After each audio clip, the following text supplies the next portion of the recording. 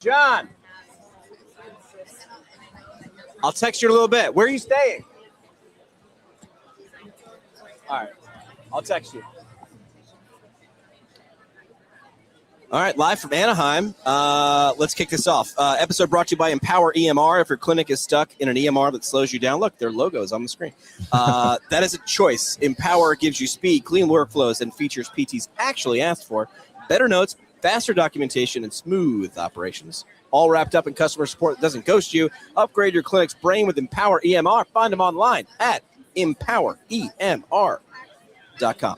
Accountability sounds simple until you realize how uncomfortable it can be. Our next guest works in the intersection of education, high-level athletics, and clinical decision-making, and he's not afraid to challenge how we hold ourselves and our patients to high standards. Live from Anaheim at CSM, Eric Bellm. Welcome back to the show, man. Hello, thanks you. Thanks for having me.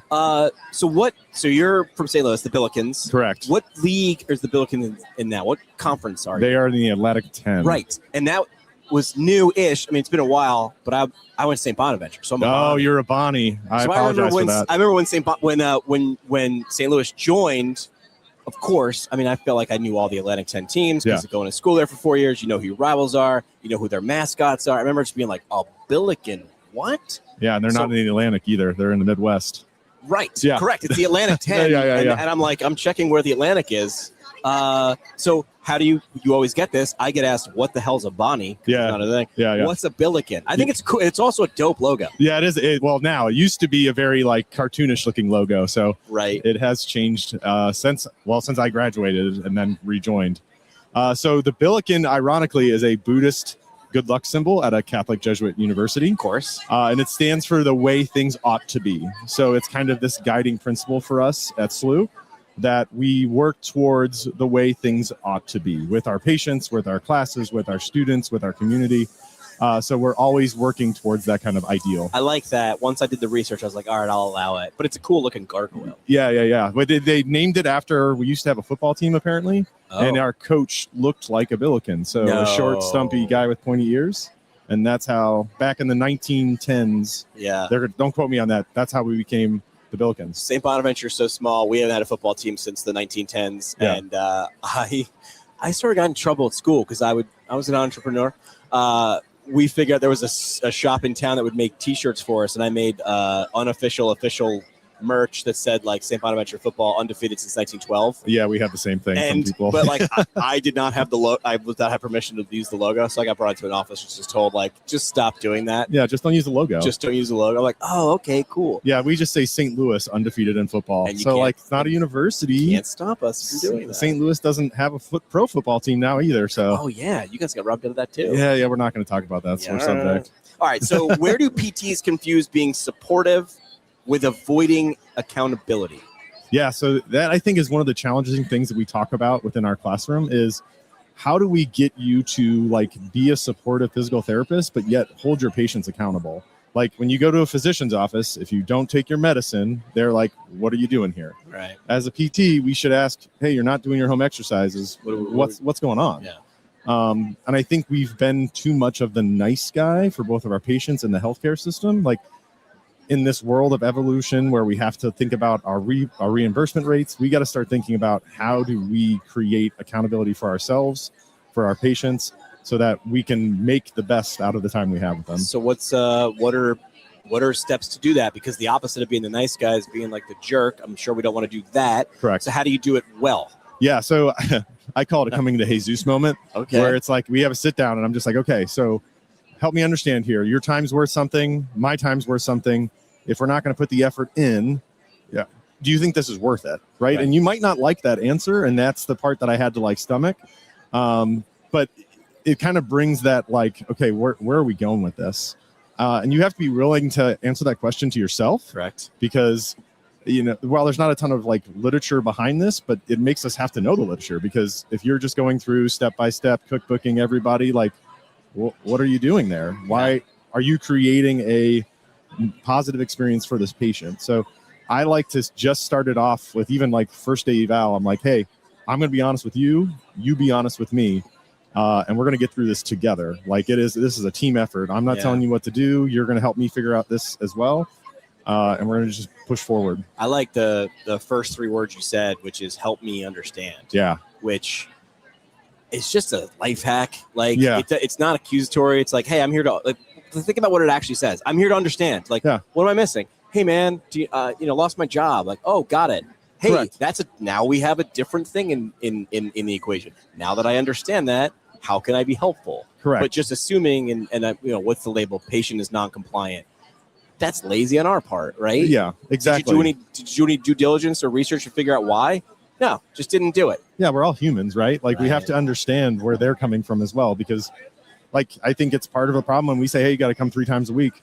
Well, do they have the capacity to do that? Do they have the funds to do that? Do you have childcare for that? Do you have a ride for that? Do you have the money for that? And is it actually best practice? I would probably argue no. Right. So where are we going as a profession between this crossroads of like, okay, we're coming out with more student debt, we're getting less reimbursed. I think it's time now to reflect and say, hey, how do we change this profession moving forward? Yeah, I think it's a good time.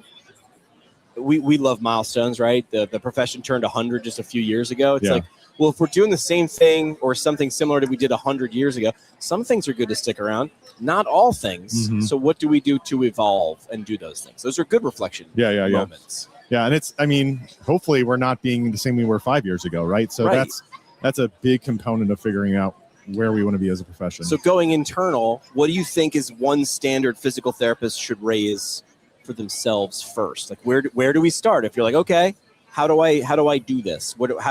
If it's not in the workflow, I'm never going to do it. Yeah, so I think one standard is thinking about each patient as a human. Like, I think sometimes we get caught up and we got 15 patients. The schedule. Yeah, we got this, I got to get this done. I got to get this done. But then asking the question, what does this patient actually need from me today?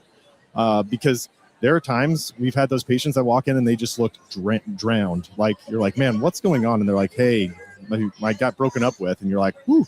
That's a different plan changed. Correct. Like should anyway, right? Yeah. That's that internal load that I can't affect, right? I can affect an external load to them, but I can't affect their internal load. So I think the easiest step is one, just stepping back and realizing that we're not the only ones in their world. It's very easy within our clinic, within our busy schedule to think that and think, why aren't you doing what I'm telling you, right? Like, start thinking what else is going on in their world. Yeah. That's easy. Step 1. Step 2 is I like to think about having an accountability buddy at work, right? Hey, have you looked at this article? Have you thought about this? Have you gone to this conference? Are you thinking about what you're doing? Because there's times that everybody gets in the motion. Yeah. And to have somebody be like, what was that for?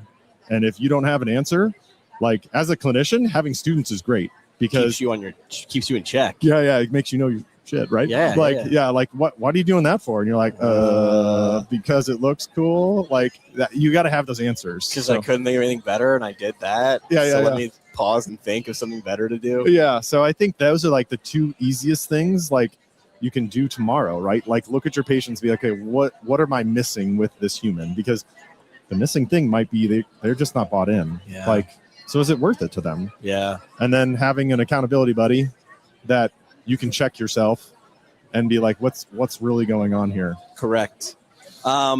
What's something educators need to model better for students?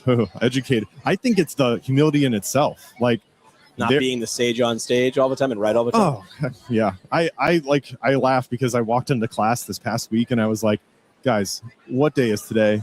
It's Tuesday. Like, my kids didn't sleep. Like, I'm up here struggling too. Like, you're going to raise your hand when I start losing you, and we're going to work through this together. Wow. So, like, I like to not think of myself as the sage on stage, right? Like, I tell them, like, I'm here to help you. You're here to help me. So if things aren't making sense, I need you to raise my hand. Switch it up. Yeah. So I think that's, and I would say most teachers don't go into it wanting to be the sage, but again, they get busy too. There's a lot of things going in academia that students don't know. Yeah. That it's just easier. Yeah. So, like, again, it's having that same check of like, teaching's a skill. I'm teaching my first how to podcast course for healthcare providers. Now, I got 15 years in radio, 10 as a podcaster. I'm not a mathematician. That's 25 years doing this sort of thing. Yeah. And when I'm teaching, I'm still like, are they with me? Am I doing this right? Am I talking too much? Am I talking not enough? Yeah. Should I be asking them more questions? Should I be asking them less questions? And It's not easy. No, and they're humans too, right? Correct. I mean, we both went to PT school, right? We know that feeling of like you sit in the back of the class and you're like, oh yeah, Right. okay. Like nobody's going to be perfect every day. Right. So teaching is challenging with, I mean, at SLU we have classes of like 90 students. So to teach across that You have spectrum. 90 students Yeah. in one class? Yeah. In one cohort? Yeah, one cohort. Wait a minute. You have a 90 student cohort? Yeah, we have 90. We're 90 to about 100 depending on how they fall. That's bananas. Yeah. It sounds crazy. I went through it and Really? I've taught at other schools that have smaller ones. There's pluses and minuses to both. With that many kids, there's that many other experiences. There's that many chances to not get caught in a clique. There's not like we have resources because we're so large. Wow. Like, so don't get me wrong, it's a challenge. You got to put a lab on for 90 kids. You got to learn 90 names? Yeah, that's a tough part. Hey, But- it's just like, here's the thing. Whatever color shirt you wore on the first day, you're wearing that. You're blue shirt guy. I'm gonna remember you as blue shirt guy. Yeah, like I always tell people, if I don't know you by the end of the kids I know in the end of the first semester are the ones that Ask questions. They ask questions or I don't want to know your name. It's both ends of the spectrum. But we try by putting them into groups and making them switch. So like I have to learn that group and just kind of chipping away with it each time. 90. Yeah. Dude. How does accountability matter more as healthcare keeps changing?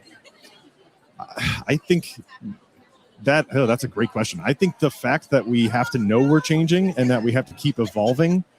And again, that humility of like, okay, we've been a profession for 100 years. Like, what's the next thing that's coming out? We're going to talk about AI here. A lot. Should they? Right? Like, let's not be grumpy old people and be like, AI is trying to take our job.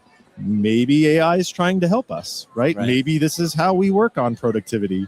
Like, I don't have that answer, but like, we have to not get caught back and grumpy and ignore it. Correct. Dude, like, I remember watching Metallica on stage when Napster was a thing, and they're like, you can't do this. I'm like, my man, kids in basements are downloading music. It's happening. Yeah. And then you got a guy like Dave Grohl from the Foo Fighters who was just like, what am I going to do about it? He's like, play more live shows. Like, you can't download you can't download an experience. So be more experienced. Teach, give more of that. Evolve.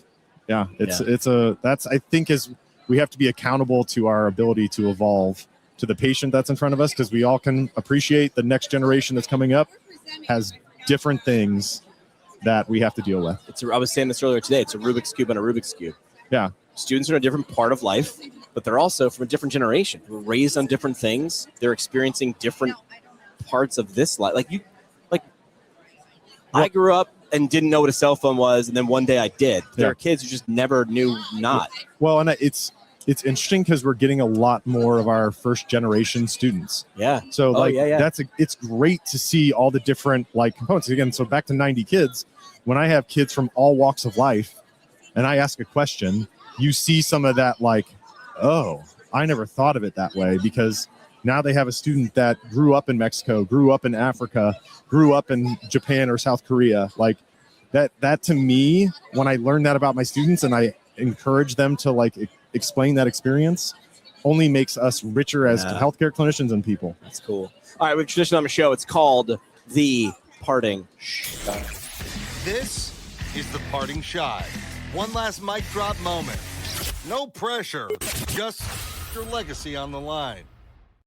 Parting Shot brought to you by U.S. Physical Therapy, a nationwide network of clinics focused on developing clinicians. We're at their booth right now.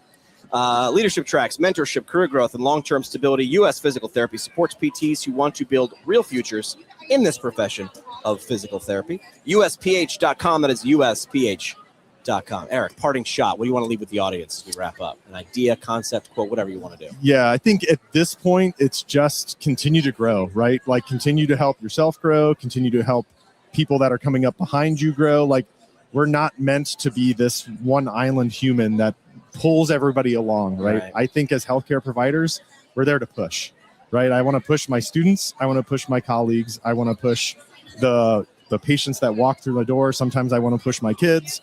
Like, I think that component of like, don't leave the hungriness at home. Ooh, I like that. Like that's hard to do on some days. Like we can all appreciate that. But like I have on my computer are rotating like messages. Is like, just because you're struggling doesn't mean you're failing.